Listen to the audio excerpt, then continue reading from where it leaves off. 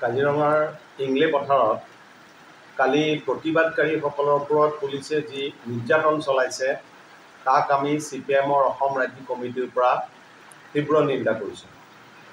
আমি সকলোৱে ইতিমধ্যে গম পাইছোঁ যে কাজিৰঙাৰ ইংলে পথাৰত অসম চৰকাৰৰ পৰ্যটন বিভাগে এখন 5 তাৰকাযুক্ত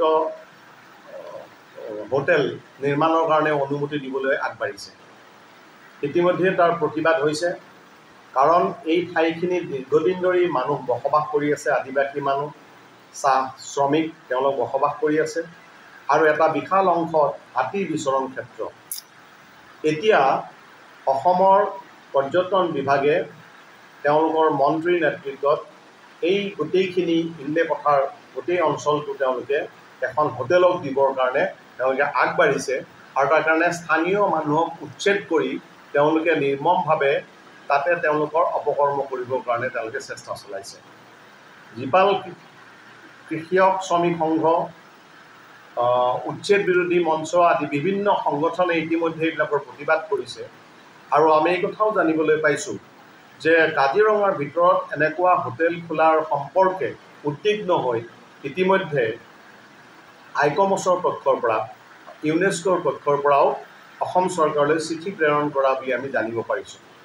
গতিকে আমি এই অসম চৰকাৰৰ যিটো অপচেষ্টা, এই অপচেষ্টা নিন্দা কৰিছোঁ।